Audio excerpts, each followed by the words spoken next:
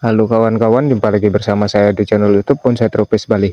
Oke kawan-kawan, untuk kegiatan kali ini di sini kita akan sedikit sharing atau berbagi bagaimana cara membuat ukuran bahan sancang yang berukuran small, tetapi biar karakter atau ukuran batang induk dan terus-terusan cabang itu biar agak terlihat ideal ke depannya kawan-kawan. Jadi idealnya itu eh, bagaimana cara membuat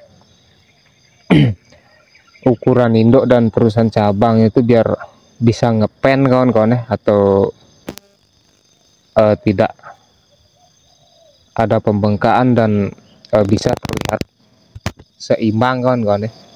Nah, di sini kita ada salah satu bahan yang sudah kita program kisaran hampir 1 tahun. Nah, inilah bahan yang dulunya sempat kita pangkas.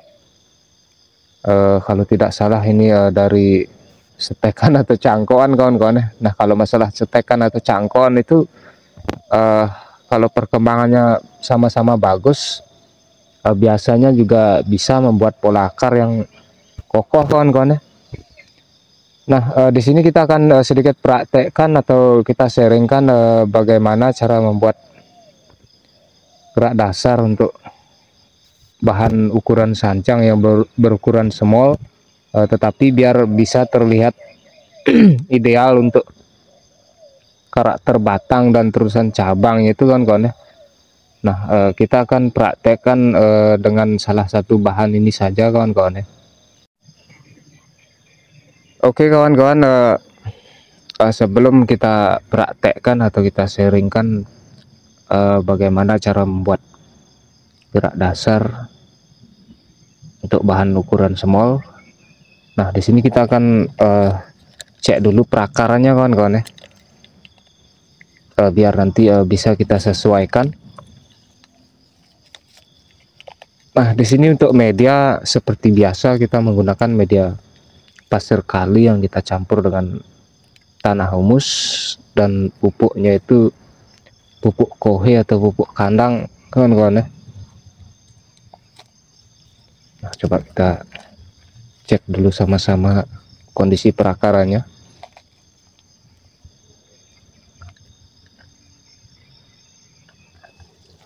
Ini medianya sudah agak lembab kawan-kawan.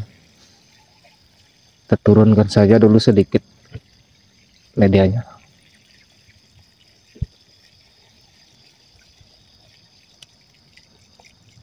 Nah, untuk perakaran di sini kemarin kita sudah sempat beberapa melakukan penahapan kawan-kawan atau membuat pecahan cabang akar. Karena di sini kemarin kan pertumbuhan akar itu ada yang sudah besar duluan dan ada yang masih agak kecilan kawan-kawan. Nah, jadi cara program akar seperti itu memang harus kita lakukan kawan-kawan. Kalau sudah ada akar yang besar duluan dan agak dominan, bisa kita tahap dulu kawan-kawan agar yang lainnya itu bisa membesar dan mengimbangi kawan-kawan.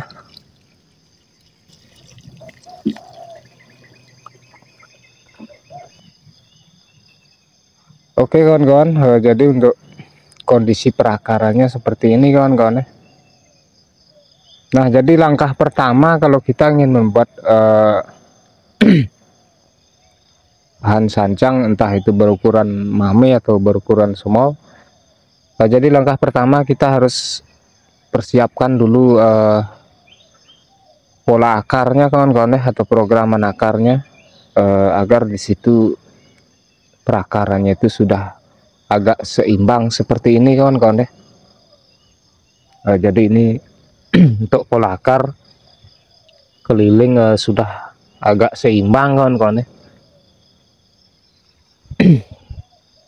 Nah, di sini kalau di bawah atau di perakaran itu sudah agak seimbang, dan untuk pertumbuhan terusan cabang seperti calon cabang pertama dan terusan batang utama, kalau ukurannya sudah imbang atau sudah agak besar, kita bisa menahap atau mengepresnya kawan-kawan ya.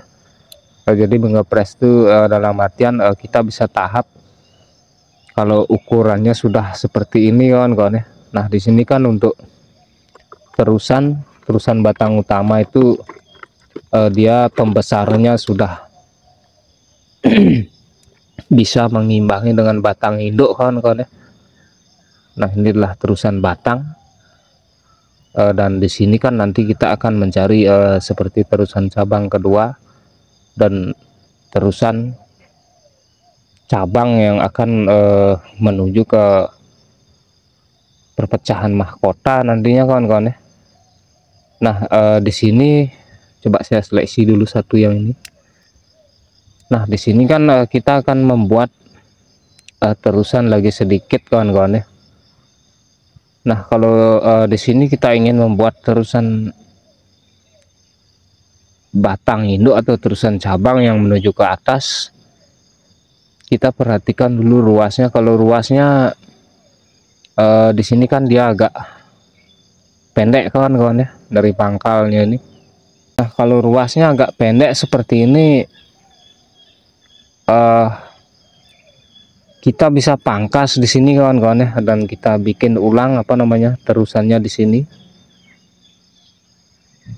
Nah ini kan kebetulan posisi ruasnya agak kanan dan kiri, dia tidak depan belakang. Kita bisa membuat terusannya dari sini kawan-kawan ya. Kalau ini kita cari idealnya kan sebenarnya di sini kawan-kawan ya, di atas ruasnya ini kalau ada mata tunas. Nah di sini karena kondisinya ruasnya pendek, kita bisa mengulang dari sini kawan-kawan ya. Asalkan kondisi ruasnya ini kanan kiri kawan-kawan ya. Kalau dia agak depan belakang, kita pakai biasanya agak besarnya itu bisa agak ke depan nanti kawan-kawan ya. Kalau dia agak di kanan kiri ya, dia lebih di situ kita bisa lebih mudah membuat terusan. Nah jadi kenapa kita cari terusan di ruas yang pendek ini, agar nanti ketika tumbuh tunas di sini itu di sini nanti dia bisa sedikit membuat liukan kawan-kawan ya. Jadi dia tidak tidak lurus sekali. Umpama kalau kita gunakan satu tunas cabang saja di sini nanti kawan-kawan ya, jadi itu kita besarkan. Yang di sini kita jangan pakai, kita tumbuhkan yang di sini saja. Nanti dia akan membentuk gerakan liukan yang akan menuju ke atas kawan-kawan ya. Jadi otomatis disinilah nanti kita akan mempunyai atau menemukan leher mahkotanya atau leher kepala mahkotanya kawan-kawan ya. Nah kalau sudah ukuran ruasnya itu agak tinggi, lebih baik kita cepat press saja kawan-kawan ya. Kalau umpama ruasnya di sini, kalau saya pribadi ya tak press saja kawan-kawan ya, biar tidak terlalu jauh. Nah kalau di sini karena agak di bawahan, kita hanya mengulang lagi sedikit saja kawan-kawan ya, untuk membuat terusan biar biar ngepen dan biar bisa terlihat ideal nantinya kawan-kawan ya.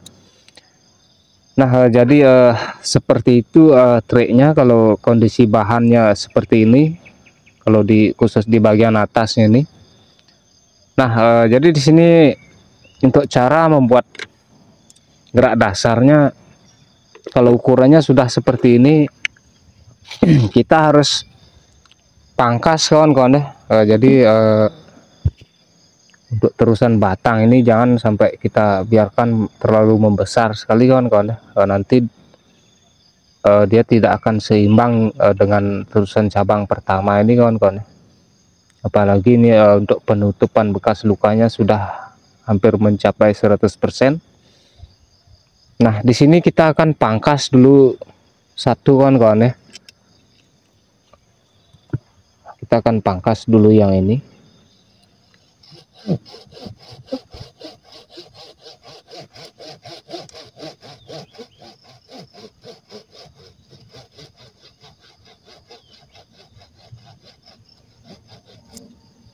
Nah, seperti itu. Nah, setelah kita pangkas, kita rapikan dulu bekas potongannya ini kawan-kawan ya. Kita rapikan dulu agar nanti proses jalan penutupan kambiumnya itu biar bisa terlihat sesuai kawan-kawan ya.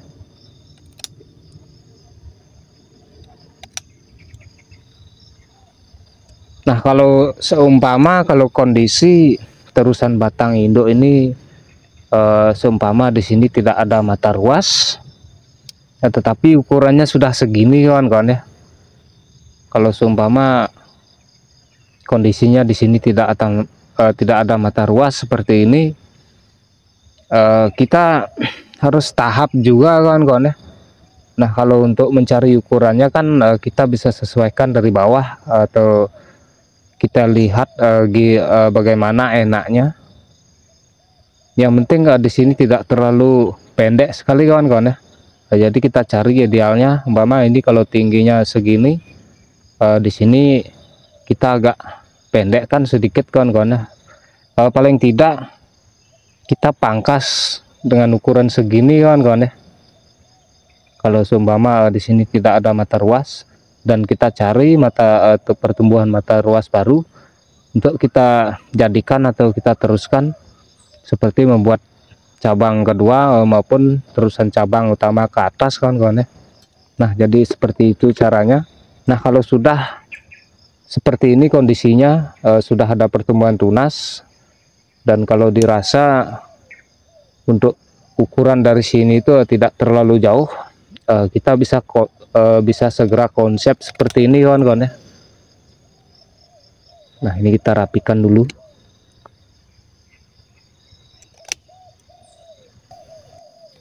Nah, jadi ini kita alurkan sedikit kawan-kawan ya, agar nanti tidak membekak, karena di sini kan kita akan menggunakan dua terusan cabang nantinya kawan-kawan ya. Nah, contoh seperti ini. Yang di bawah ini kita seleksi saja kawan-kawan ya, karena itu kalau kita pelihara nanti bisa membengkak kawan-kawan. Nah, ini sebentar saya rapikan dulu kawan-kawan ya, biar nanti ke depannya biar bisa terlihat sesuai untuk penutupannya kawan-kawan.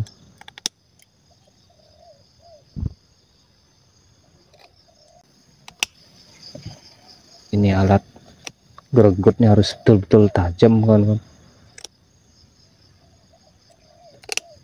Nah, di sini untuk pembuatan alurnya kita agak perdalam sedikit kawan-kawan ya, biar nanti hasil penutupannya itu bisa membentuk gerak kawan-kawan atau gerak terusan. Kalau kita flatkan, nanti dia kadang-kadang membengkak kawan-kawan. Kita agak perdalam sedikit.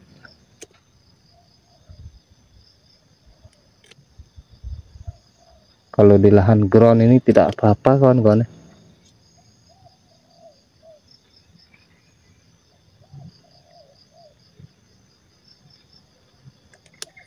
Nah, saya rasa cukup segitu kawan-kawan.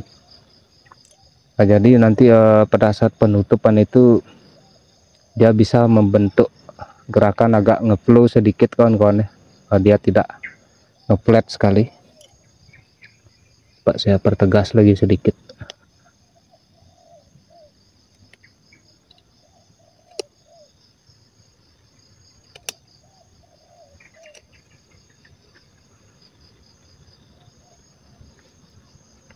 Nah, di sini kan kebetulan ada satu tunas, dan tunas ini kita bisa pakai untuk kita jadikan cabang dimensi belakang atau cabang background belakangnya nanti kawan-kawan ya.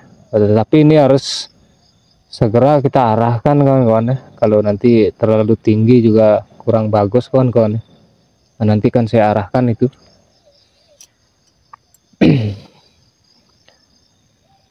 Nah, di sini untuk perakaran coba saya pertegas sedikit kawan-kawan ya. Atau saya seleksi dulu. Tadi saya lupa seleksi kawan-kawan. Jadi kita seleksi akar-akar yang berlebihan atau menyilang. Nah, ini bertumpuan, kita buangi saja.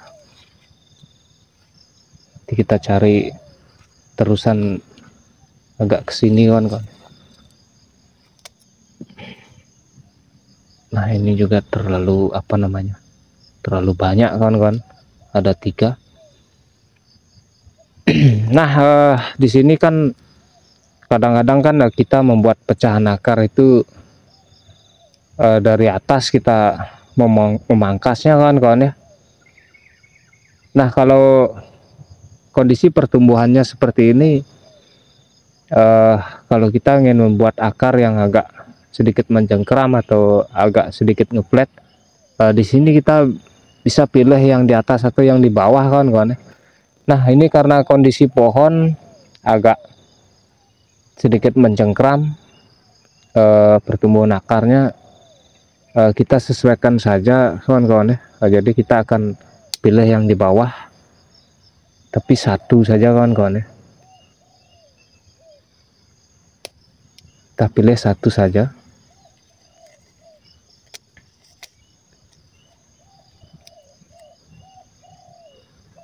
Ini nampaknya dari sini kawan-kawan, coba kita biarkan dulu.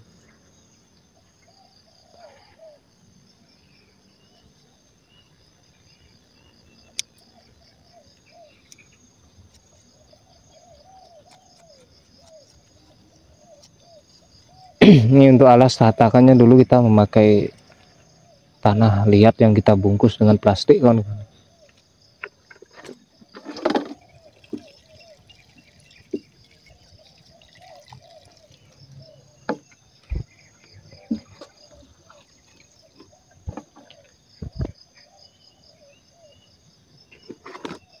Coba saya rapikan dulu ini sedikit.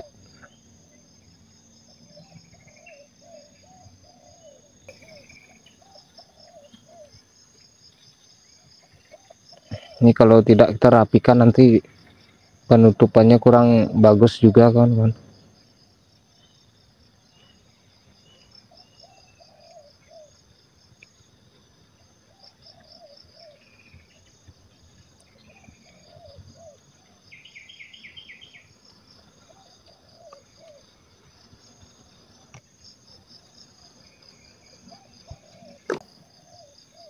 Ini agak basah kawan-kawan, coba saya keringkan sedikit dulu ya.